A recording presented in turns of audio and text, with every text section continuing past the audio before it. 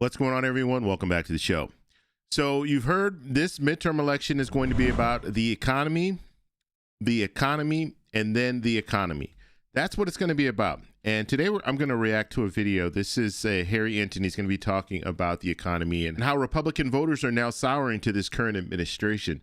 So we're going to take a look at that. But first off, if you guys can do me a favor, please like the video. And if you're watching this video and you want to see more content like this, please consider subscribing to the channel.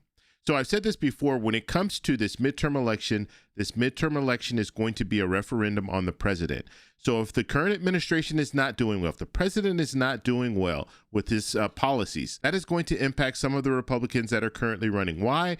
Because they need to defend this record. And if the record isn't good, if the economy isn't good, if we're looking at inflation on the rise, that is all going to play a part in this midterm election. And we're already seeing it. We're already seeing politicians have to answer to the current situation. Gas prices, people are being asked, they're going to town halls now. I mean, if you're running in a campaign, you're going to have to do public appearances. You're going to have to do town halls.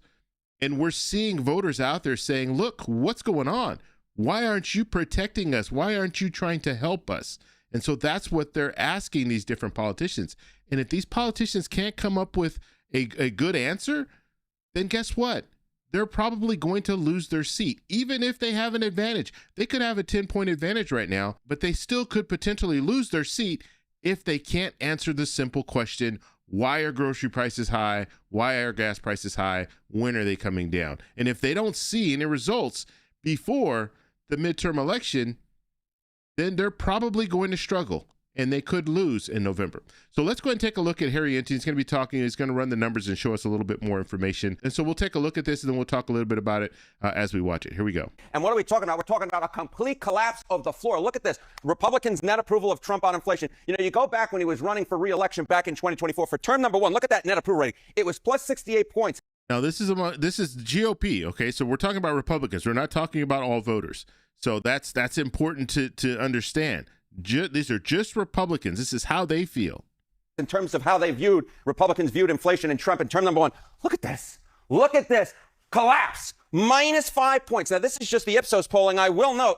But look at this. Even in Fox, he was at minus 2 points. So it's not alone. He is on the wrong side of the ledger. And this is not voters overall, let me remind you. This is Republican voters. That call absolutely coming from inside the House on the key issue of inflation. There are now multiple polls showing that Donald John Trump is underwater within his own Republican Party. And so what could we see as a result of this? So you have Republicans that showing, you know, when we're looking at inflation, he's underwater now. So some of those voters just might not show up for the midterm election. They might say, you know what, things aren't the way that I thought they were going to be. I'm not going to vote for a Democrat, but I'm just not going to show up. And if they don't show up and we see low voter turnout across the board when it comes to Republicans, and you see Democrats energized for change, then guess what? You're going to see some Democrats win some seats that they wouldn't have normally won if the economy wasn't in the situation that it is right now. And so that is why this is crucial. When we're looking at numbers like this, when you're looking at that plus 68, that was in 2024. Now we're looking at it at minus 5, and these are Republican voters. You see the voter sentiment has changed. You see that voters now, they're not happy with the current situation. Now, he did say that this is just one poll. That was the Ipsos poll, but he did have a poll down below, the Fox News poll, and it's still showing that Trump is underwater. So Trump is minus 5 with Ipsos and then minus 2 with the Fox poll.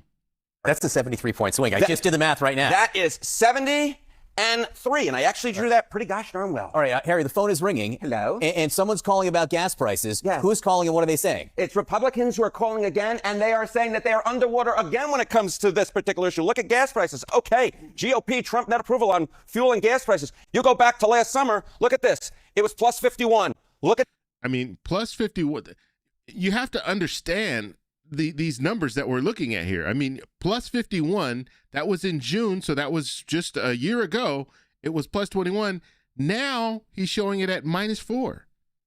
It now, minus 4. Again, what are we talking about here? We're talking about a 55-point shift away from the president of the United States on the key issue of gas prices. So on, again, something that is impacting Americans day to day, inflation, a part of that is gas prices. Of course, the inflation on gas prices has been out of control. The president of the United States is underwater on the key issue of gas prices. This isn't just something about the center of the electorate. This is with Donald Trump's base as well. This is a huge shift. He's underwater again, the floor completely collapsing under. So these are terrible numbers for the Republicans. I mean, this doesn't look good when it comes to voter sentiment. And like I said, are these voters going to show up? They might not show up. They might be so irritated with this whole situation. And as I stated, these are just Republicans. But when you start adding in independents, when you start adding in Democrats, you see that Democrats, there's a reason why when we're looking at the generic ballot, Democrats have an advantage. We'll take a look at that in a second.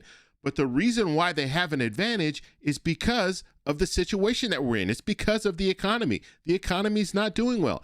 If the economy was doing well, then we would probably see a generic ballot that was showing us that it was, pretty much a dead heat. It was pretty much dead even between Democrats and Republicans.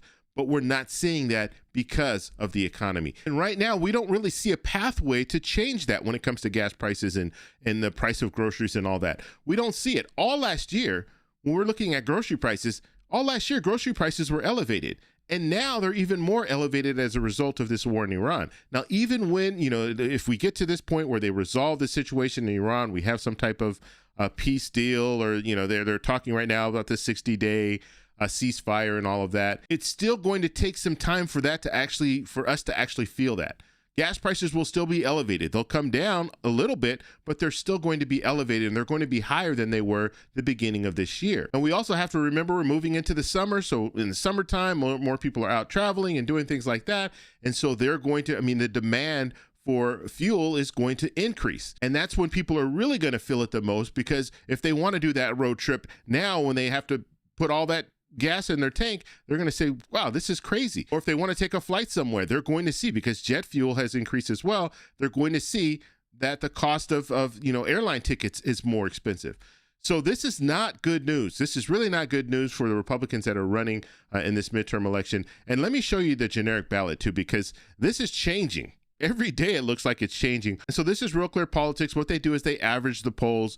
And when we're looking at the current polling, let's zoom in just a little bit more here so you can see it. If you see at the top there, that yellow bar, it says, what does it say? Democrats plus 8.1. This is the first time that Democrats have been over 8%. Okay, and I'll go down below to confirm that, but I believe this is the first time they've been over 8%. And so we look at Republicans here at 40.7, Democrats at 48.8. Okay, and when we're looking at some of the latest polling, you see here, this big data poll is showing Democrats plus 13. Emerson poll is showing Democrats plus 9. The Economist YouGov poll is showing Democrats at plus 5. And as we move down, I just want to show you, you can see here, and I went over this just a few days ago, if not yesterday, and just look at the path here. We started in January, right after President Trump came into office. They were in the positive. Republicans were in the positive. And then there was a switch there in February, like February 16th, we started to see it was pretty much a toss-up between Democrats and Republicans. And remember, when we're looking at this generic vote, this congressional generic vote, all people are asked is, who are you more inclined to vote for, a Democrat or a Republican? That's all that they're asked. And so you see here, we started to see some change. That was in March of 2025. And then as you move through, you just see the pattern here. You see that Democrats have stayed above, and they've continued to increase. And their highest point is right now at 8%.